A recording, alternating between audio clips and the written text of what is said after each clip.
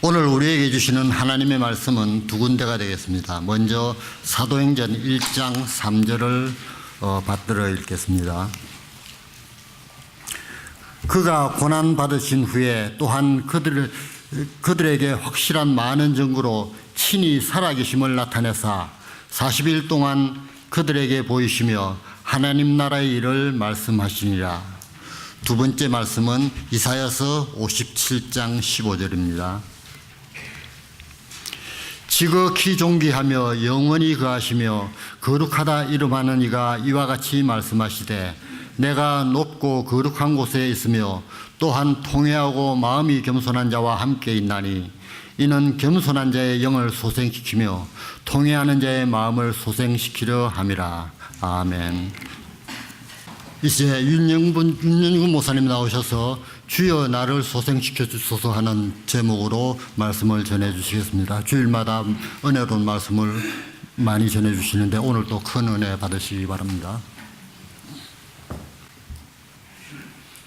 본문 이사야 57장 15절에서 하나님은 겸손한 자와 통회하는 자를 소생시켜 주신다고 했는데, 여기에 소생시킨다라고 하는 성경 원문의 뜻은 다시 생기게 한다, 새로이 힘차게 한다, 그런 뜻입니다.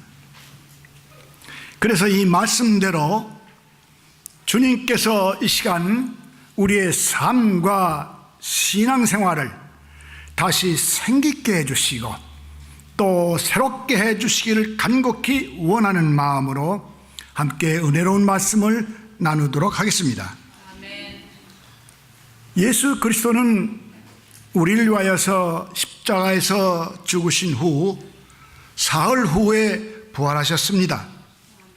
그런데 봉독한 사도행전 1장 3절의 말씀을 보니 부활하신 주님은 곧 성천에서 아버님 앞으로 올라가신 것이 아니라 이 땅에 머물러 지체하여 계시다가 40일 후에 성천에 올라가셨습니다.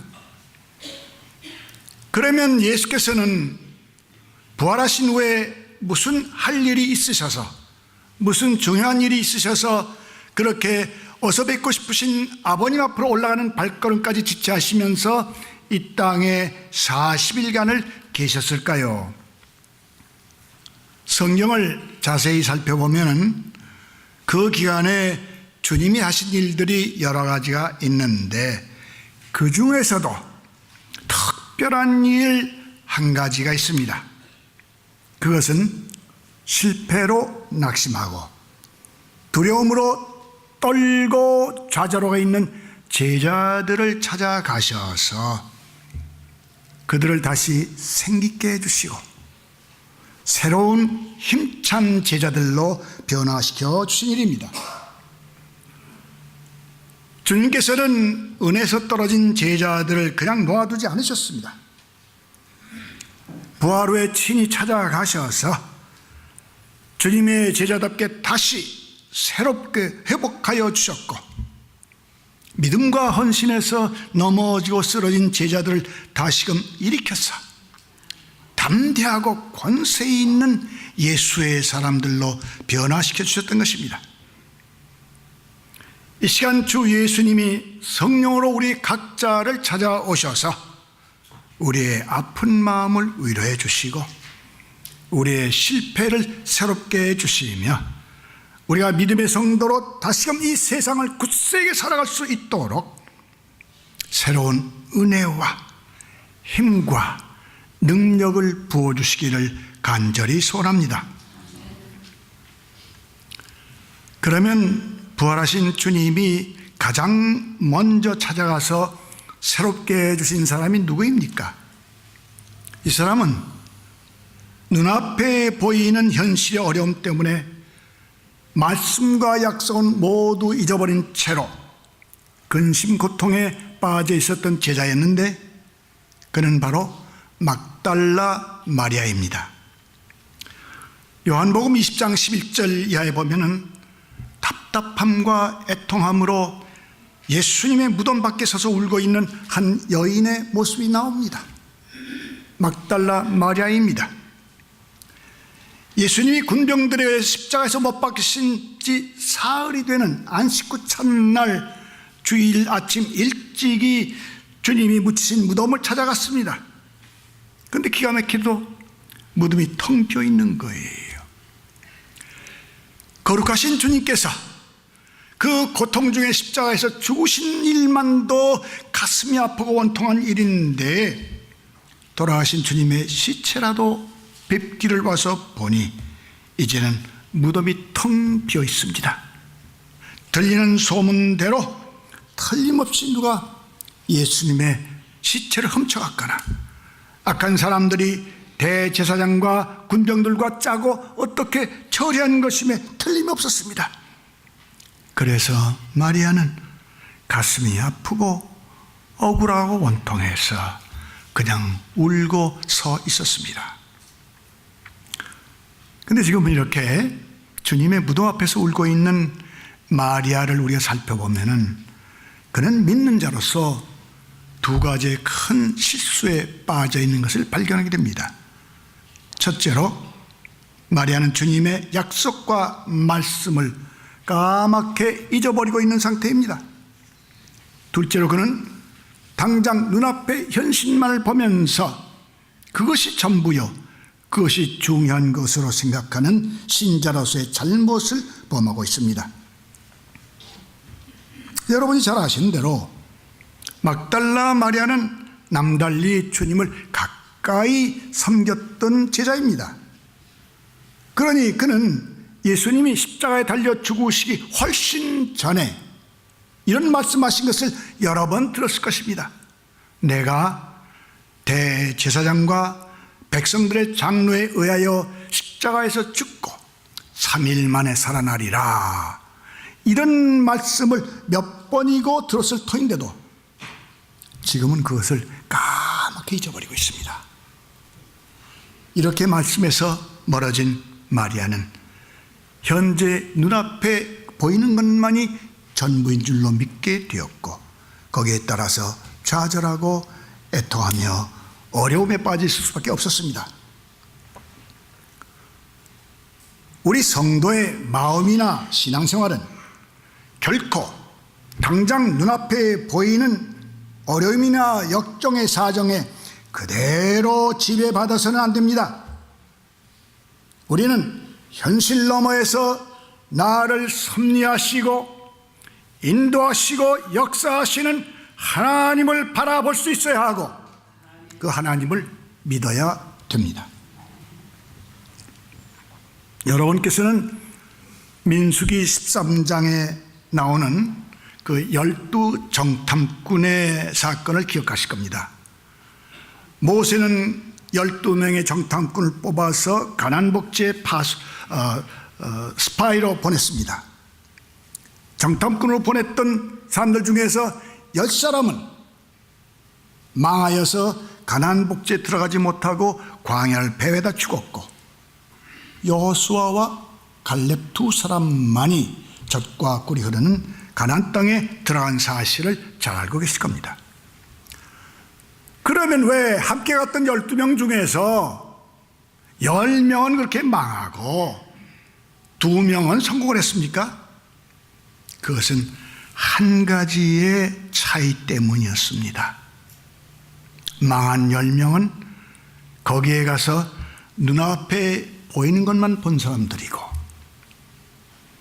성공한 2사람은 그 현실 너머에서 역사하시고 주장하시는 하나님을 믿고 바라본 사람들이었습니다. 10명의 정탐꾼들은 가나안 땅에 가서 그들의 강하고 견고한 성과 안악자손을 보고 벌벌 떨었습니다. 그러나 여호수아와 갈렙은 성읍과 안악자손들 그 너머에 계시는 그 위에서 다스리시는 하나님을 바라보고 믿었던 것입니다. 그런데 마리아는 이처럼 하나님의 약속과 말씀은 멀리한 채로 눈앞의 현실만이 전부인 줄 알고 거기에 매달려 고통 중에 있었는데 참으로 감사하게도 그 자리에 부활하신 주님이 찾아주셨습니다. 마리아는 처음에는 찾아주신 주님을 동산직인 줄 알았죠. 그러나 마침내 찾아오신 주님이 부활하신 예수님인 것을 확실히 알게 된 마리아는 한마디를 감격적으로 외칩니다. 라보니, 오 선생님. 이 말 한마디는 주님이시구먼요. 이제 생각나네요. 주님이 부활하신다고 하셨던 말이 생각납니다. 정말 부활하셨구먼요 라고 하는 기쁨과 환희의 감격의 말이었던 것입니다. 이렇게 자기를 찾아주신 주님을 만나 뵌 마리아는 이제 새로운 마음과 새로운 믿음으로 새 사람이 되어서 이후로 더욱 충성하는 아름다운 성도의 삶을 살았던 것입니다. 우리는 지금 이 자리에 우리를 이처럼 새롭게 해주시려고 찾아주신 주님을 깊이 느끼면서 감사하도록 하십시다. 이 두 번째로 부활하신 주님이 찾아준 사람은 믿음을 잊어버리고 의심에 빠져있던 사도 도마였습니다. 주님께서는 믿음을 잊어버리고 의심에 빠져있는 도마를 찾아가서 그를 새로운 제자로 변화시켜 주셨습니다. 그렇게 믿고 따르던 예수님이 십자가에서 처참히 죽으시는 것을 본 제자들은 모두 절망했습니다. 그래서 집의 문을 꼭꼭 걸어 잠그고 숨어 있게 되었습니다. 이렇게 두려움으로 벌벌 떨고 있는 신자들은 하나님의 일과 복음을 위해서는 아무짝에 소용이 없는 사람들입니다. 그런데 부활하신 예수께서는 이런 제자들을 그냥 버려두지 아니하시고 그들을 찾아가셨습니다. 주님이 자기들을 찾아온 것을 본 제자들은 이만저만 놀라지 않을 수가 없었죠. 눈을 비비고 또 보고 봐도 틀림없이 주님이십니다. 자기들이 확실히 주님께서 십자가에서 운명하시는 것을 보았고 자기들 두 눈으로 주님의 옆구리가 상하여서 물과 피가 쏟아지는 것을 보았는데 그 주님이 지금 자기들 앞에 서 계시는 겁니다. 드디어 제자들이 거기 계신 분이 확실하게 부활하신 주님이심을 알게 되었을 때 그들은 형용할 수 없는 기쁨과 감격으로 가슴이 벅차게 되고 말문이 막혀서 아마 서로들 손을 잡고 눈물을 흘릴 수밖에 없었을 것입니다. 이렇게 부활하신 주님을 만난 제자들은 더 이상 겁쟁이들이 아니었습니다. 그들은 이제는 죽음도 들어가지 않는 사자와 같은 새로운 능력의 사람들로 소생하였고 그 신앙은 과거와는 완전히 다른 담대하고 결사적인 권세 있는 신앙의 사람들이 되었습니다. 그런데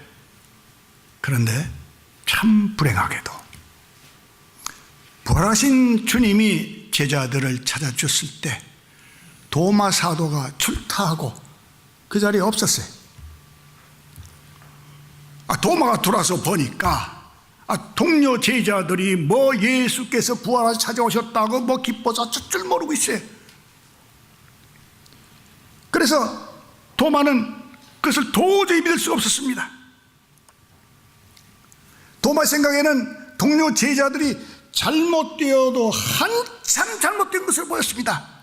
도마는 원래 성격이 강직한 사람이고 거기에다 지성적이고 냉철한 사람이었습니다. 돌다리도 두드리고 건너볼 정도로 그 확실한 사람이었기 때문입니다. 도마는 동료들에게 말했습니다.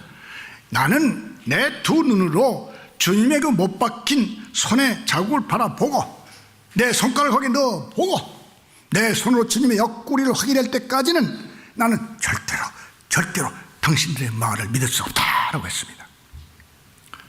도마는 이치에 타당한 사람이었죠. 모든 것을 확실하게 하려고 하는 장점을 지니고 있었습니다. 그러나 예수의 제자로서 그에게는 결정적이고 치명적인 약점이 있었으니 그것은 믿기보다는 의심하는 사람이었다고 하는 것입니다. 여러분, 우리는 확실히 알아야 합니다. 의심하고 따지고 자기의 작은 지성으로 만족하며 사는 사람이 천국에 가는 것이 아니라 하나님을 믿는 사람, 예수를 믿는 사람이 천국에 갑니다. 하나님이 창조하신 이 천지에서는, 이 세상에서는 담대한 믿음을 가진 사람 앞에 운명의 대로가 열려지는 법입니다. 하나님의 축복은 담대한 사람에게 내려지는 것입니다. 믿음이 없는 사람은 하나님 앞에 아무리 애를 써도 쓸모없는 사람이 됩니다. 그래서 성도는 무엇보다도 믿음이 있어야 합니다. 왜냐하면 믿음에는 하나님의 권세가 동반되기 때문입니다. 여러분, 우리의 이름이 무엇입니까? 신자들이라는 게 신자, 믿는 사람들, believers, 믿는 사람들입니다. 그래서 우리는 믿는 사람들답게 살아야 합니다. 그런데 도마는 자기의 그 작은 지성을 의지하고 의심하는 사람이기 때문에 그는 하나님 일에 아무 쓸모없는 사람이 되어버렸고, 그래서 사도의 반열에서는 실격자가 되어 있었던 것입니다. 그런데 부활하신 주님은 이러한 도마를 버려두지 아니하시고 찾아주신 것입니다. 도마에게 나타나신 주님은 말씀을 하셨습니다. 도마야, 네 손가락을 내밀어 내 못자국을 확인해 봐라. 네 손을 내밀어 내 옆구리를 만져봐라. 그리고 믿음 없는 자가 되지 말고 믿는 자가 되어라. 드디어 도마의 의심이 다 깨어졌을 때 도마는 주님 앞에 엎드려서 고백하며 경배를 드렸습니다. 나의 주님이시여 나의 하나님이십니다. 이렇게 새롭게 소생된 도마는 전설에 의하면 그는 전도하기 어려운 인도와 페르시아에 가서 전도하다가 순교했다고 합니다. 이 시간 우리는 가시관에 찔려서 피가 흐르는 주님의 얼굴을 마음의 눈으로 바라보면서 나를 향하신 그 깊은 사랑을 느껴보도록 하십시다. 그리고 모든 의심을 다 깨쳐버리고 믿음의 축복, 생명이 닿을 때까지 결코 변하지 않을 예수 안에 믿음의 축복을 받으시기를 간절히 축원합니다. 오늘 말씀의 세 번째 마지막은 부활하신 주님은 주님을 배반했던 베드로를 찾아가서 새롭게 변화시켜 주셨습니다. 주님을 배반했던 베드로를 찾아가셔서 새롭게 해주셨습니다. 베드로는 주님의 특별한 신임과 사랑을 받던 수제자였습니다. 그래서 주님께서 말씀하시기를 내가 앞으로 십자가에서 죽게 되리라 라고 말씀하시자 베드로는 수제자답게 썩 나서서 주님, 내가 주님과 함께 감옥에 갈지언정, 내가 주님과 함께 죽을지언정 주님을 부인하지 않겠나이다 라고 하는 사나이의 굳센 서약을 했습니다. 그런데 우리가 아는 대로 불과 몇 시간이 지나지 않아서 베드로는 주님이 뻔히 바라보시는 자리에서 주님을 부인했습니다. 사랑하는 주님을 한 번, 두 번 부인한 것이 아니라 세 번씩이나 부인했습니다. 그리고 저주의 말까지 했습니다. 그런데 베드로가 이렇게 주님을 배신하고 난 다음에 사랑하는 주님은 말할 수 없는 수치와 고통을 당하신 후에 십자가 위에서 죽임을 당하셨습니다. 자, 이제 여러분 베드로의 심정을 한번 상상해 보세요. 베드로는 자기의 주님을 배반한 자기의 입술을 칼로 잘라버리고 싶었을 것입니다. 아마 살고 싶은 생각이 없었을 것입니다. 천하에 자기보다 더 치사하고 비겁한 자가 있을까 탄식을 했을 것입니다. 아무리 깊은 한숨을 쉬면서 탄식하며 회개를 하여도 그 참혹한 실패, 그 수치, 그 양심의 가책에서 밤이고 낮이고 벗어날 길이 없었을 것입니다. 만약에요, 여러분이나 제가 하나님이었다면 그 배신자 베드로, 그 괘씸한 놈 베드로 잔뜩 고통이나 당하다가 자살해 죽어서 지옥에 가도록 놔뒀을 것입니다.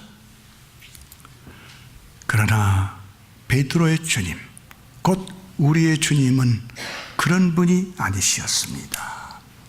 부활하신 주님은 아버님께로 승천에 올라가시는 발걸음을 지체하시면서까지 그 배반자 베드로를 찾아가셨습니다. 베드로를 만난 주님은 물으셨습니다. 베드로야, 내가 이 사람들보다 나를 더 사랑하느냐? 이제 베드로의 심정이 어떻겠습니까? 베드로는 대답합니다.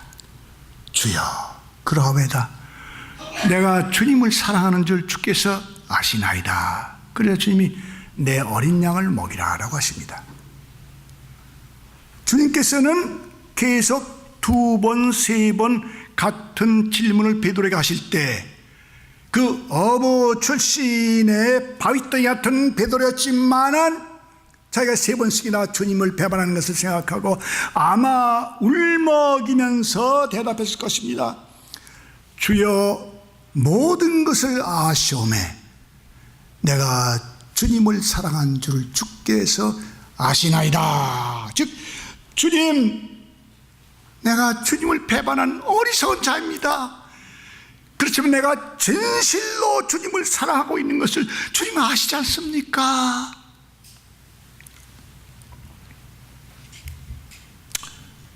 사랑하는 형제자매 여러분, 우리 중에 정말로 신앙생활을 하면서 베드로 같은 실패를 한 번도 안 해본 사람이 누가 있겠습니까? 세상에 살다 보니 여러 가지 어려운 여건과 환경 중에서 주님을 부끄러워해 보지 않은 사람이 그 누가 있겠습니까? 주님을 배반해 보지 않은 사람이 누가 있겠습니까? 그러나 주님은 이 시간에 우리를 용서해 주시고 우리를 새 사람 되게 해 주시고 우리에게 새 힘을 주시려고 이 시간에 이 자리에 우리 각자를 찾아와 주신 것을 믿으시기를 바랍니다. 수치와 애통함에 빠져있던 베드로에게 주님이 물으신 질문이 무엇이었죠? 베드로야, 너 이제는 날 위해서 목숨까지 바치겠지? 맹세하느냐? 그렇게 물으셨습니까? 아니죠. 그러면 너는 다시금 그런 못난 짓을 안 하겠다고 정말 내 목숨을 걸고 나와 약속하겠냐? 그렇게 물으셨습니까? 아니죠. 주님이 베드로에게 물으신 질문은 다만 베드로야, 네가 나를 사랑하느냐? 라는 질문이었습니다. 주님은 이 자리에서도 우리에게 다른 질문하신 것이 아닙니다. 아무개야, 네가 나를 사랑하느냐? 아무개야, 네가 나를 사랑하느냐? 베드로에게 하신 똑같은 질문을 오늘 우리에게 하십니다. 우리도 모두 진심으로 주님 앞에 대답합시다. 주님, 내가 주님을 사랑합니다. 주님, 내가 주님을 사랑합니다. 비록 내가 못났지만은 주께서 내가 진실로 주님을 사랑할 것을 알고 계시지 않습니까?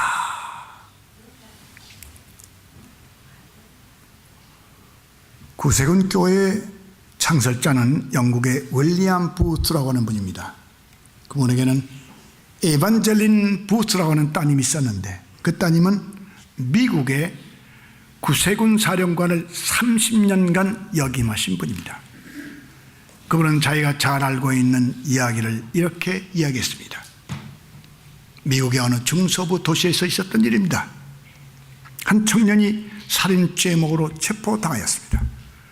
그래서 그 어머니가 감옥으로 찾아가서 아들 옆에 앉아서 물어보기를, 지미야, 네가 정말 사람을 죽였니?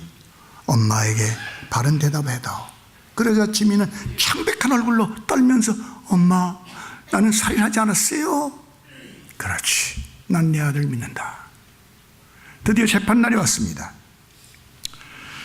판사는 그 어머니에게 부인, 아들을 설득해서 아들의 범죄 사실 고백하게 해주면 재판 절차도 수월해지고 아들에게도 유리하게 됩니다. 그러자 엄마는 아들을 믿는 엄마이기 때문에 대답했습니다. 판사님, 내 아들은 결코 그런 범죄를 저지르지 않았습니다. 그러나 재판 도중에서 완전한 증거가 확실하게 나타났기 때문에 짐이라고 하는 청년은 살인죄로 사형언도를 받았습니다. 사형언도 집행일이 되어서 이제 몇 시간 후면은 집행이 될 텐데 그때 목사님이 감방으로 지미를 찾아 들어갔습니다. 당신 앞으로 몇 시간 후면은 영혼을 맞이하게 될 거야. 나에게 진실을 말해주지 않겠어. 그러자 지미는 왈칵 울음을 터뜨리면서 울면서 목사님, 제가 잘못했습니다. 제가 살인을 범했습니다. 저를 위해서 기도해 주세요. 그리고 제가 사랑하는 어머니에게 거짓말을 했는데요, 나는 어머니에게 거짓말한 채로 죽을 수가 없으니 우리 어머니에 좀 가주세요. 그 목사가 얼른 그 어머니에 쫓아갔어요. 어머니는 그날이 무슨 날인지 알기 때문에 두 손에 자기 얼굴을 파묻고 있었습니다. 목사가 말했습니다. 부인, 아드님께서 범죄 사실을 고백했습니다. 아직까지 아들을 믿고 있던 어머니에는 큰 충격이었습니다. 막 큰 소리를 내고 우는 거예요. 막 잡지 막 우는 거예요. 울다가 눈물이 줄줄 얼굴 들고 목사에게 말하는 거예요. 목사님, 얼른 내 아들에게 좀 가주세요. 시간이 더 늦기 전에 내 아들에게 가서 이 어미의 마지막 말을 전해주세요. 이 엄마는 그래도 지미를 사랑한다고 전해주세요. 이 엄마는 아직도 지미를 사랑한다고 전해주세요. 성도 여러분, 주님은 아직도 여러분과 저를 사랑하십니다. 주님은 그래도 나를 사랑해 주십니다. 주님이 나를 끝까지 사랑해 주시는 그 위대한 사랑을 생명이 다할 때까지 변함없이 진실로 믿으시기를 간절히 축원합니다. 기도하겠습니다.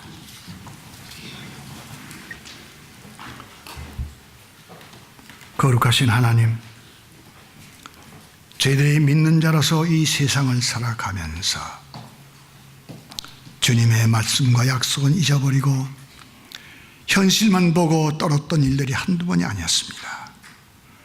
저희들의 작은 지성을 의지하고 하나님의 진리 말씀을 의심할 때도 있었습니다. 세상에 살다 보니 주님을 부인할 때까지 있었습니다. 주님을 부끄러워한 때가 있었습니다. 용서하여 주시고 저희들 다시 생기게 해 주시옵소서. 저희들 다시 새로 힘차게 해 주시옵소서. 그래서 앞으로 이 세상 살아가는 동안에 주님을 진실로 사랑하면서 주님의 그 은혜 가운데 천성문에 이르러 주님의 손을 잡을 때까지 승리하며 살아갈 수 있도록 저희들 인도하시고 붙들어 주시옵소서. 예수님의 거룩하신 이름으로 간절히 기도합니다. 아멘.